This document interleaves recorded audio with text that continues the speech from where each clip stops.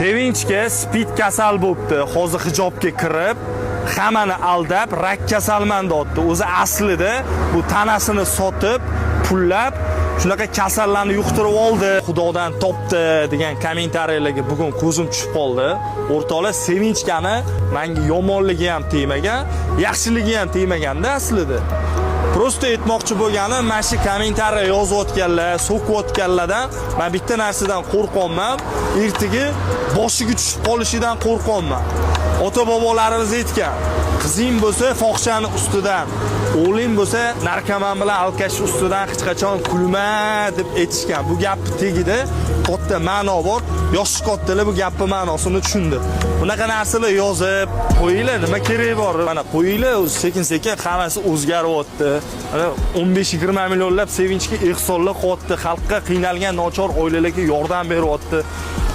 Like bosib, qo'llab-quvvatlab turaylikchi, oxiri nima bilan yurgan bu narsani?